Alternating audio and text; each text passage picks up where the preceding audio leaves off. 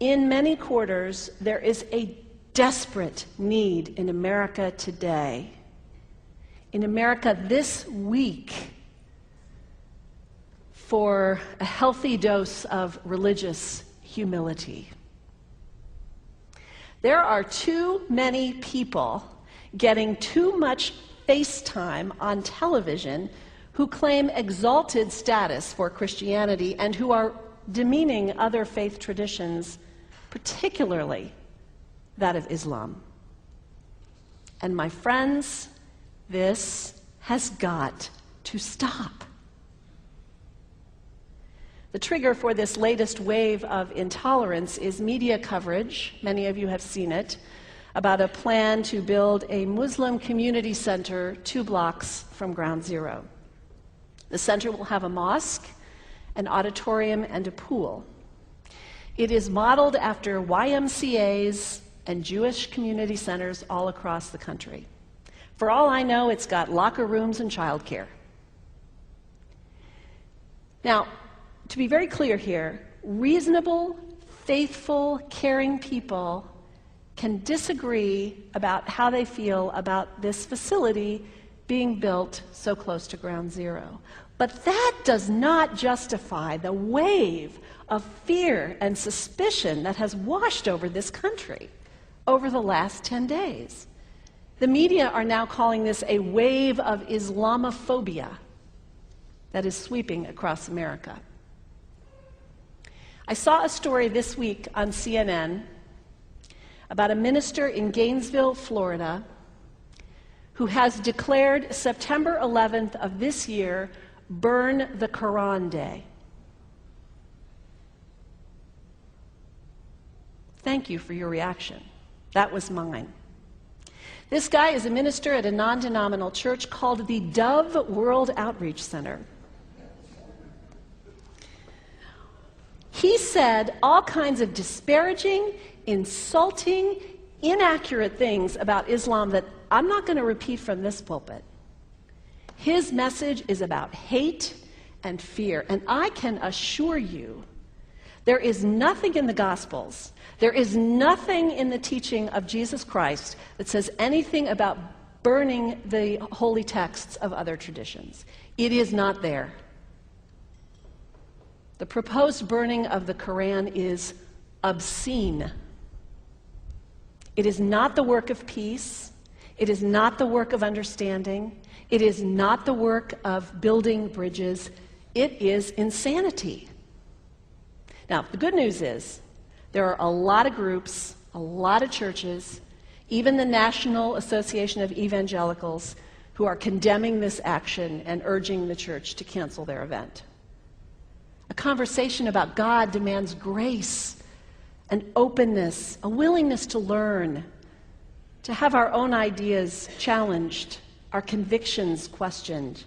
These are the hallmarks of humility.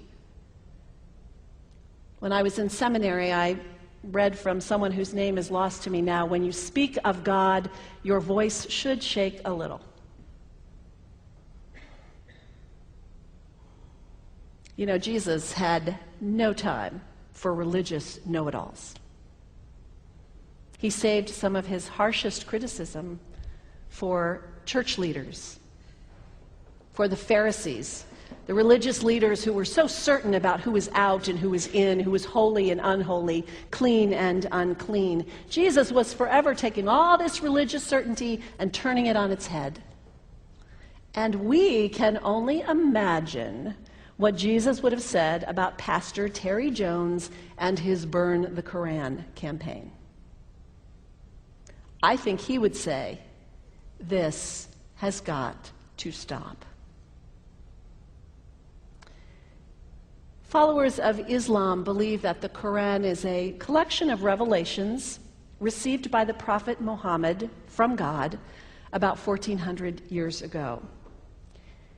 They believe that Muhammad was the last of a series of prophets and teachers and messengers that included Adam, Moses, Jesus, Abraham, all names revered by us as well. The word Islam means peaceful surrender to the will of God. The Quran was written at a time when the Muslim people were being driven from their homes, persecuted, and killed. The Old Testament was written at a time when Jewish people were being driven from their homes, persecuted, and killed. And religious scholars will tell you that most holy scriptures have stories of war and violence in them. Throughout history, most faiths have used these texts to justify violence. And if there's anyone in this room at this moment who's thinking that I've got it wrong, after church today, pull out your Bible and look up Psalm 137. And you'll see that our own text has passages that can make us uncomfortable. But also, like the Bible, the predominant message of the Quran is of peace and care and loving God, justice, care for the neighbor, care for the stranger. In the Bible, we have thou shalt not kill. In the Quran, we have whoever kills another, surely he is killing all of humanity. And whoever saves the life of another, surely he saves the lives of all humanity. These are words of peace, words of faith, words that could save the world if we would take them to heart. The second thing you can do the next time someone sends you one of those emails demonizing Islam, delete it. Don't forward it. Don't participate in the stereotyping. Don't give in to your fear. It's okay to be a little afraid. We all have those emotions. Just don't give in to it. Don't sign on for it. Don't focus on this tiny group of extremists who commit acts of violence. Focus on the hundreds of millions of Muslim people in the world who are people of faith, whose priorities and concerns and families are not so different from your own. And third, when you think of Muslim people, think of individuals. Think of the professor at Ohio State. Think of the engineer at Honda. Think of the teacher at the elementary school down the street. When you think of Muslim people, remember those who died on 9/11, not the hijackers. There was only a handful of them. Remember Mohammed Sunhami Hamandi. He was born in Pakistan. He came to the United States as a small child with his parents. He played high school football. He went to college. He became a part-time ambulance driver. He died, this Muslim young man, on 9/11, trying to rescue people and save lives. When you think of Muslim people, remember Mohammed Salahuddin Cloudhurry. He was a waiter at Windows on the World, which was at the top of the World Trade Center. He died that day. His wife had their baby 2 days later. When you think of Muslim people, remember Rama Salih. She was a woman, 28 years old. Her neighbors described her as fun and outgoing and generous.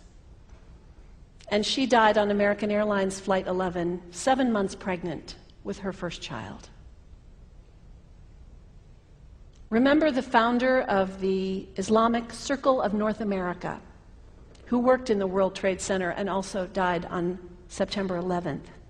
That same group now is giving away tens of thousands of copies of the Quran in response to the campaign about burning the Quran.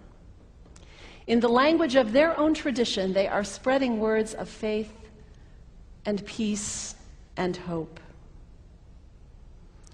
One of the ladies at the 8:30 service this morning said to me after, maybe we should declare September 11th, buy a Quran and read some of it. It is for us to share our message of love and hope and peace, but let us do it with grace and respect, and above all, humility. God grant us, as individuals, as a nation, as Christians, the humility for this work.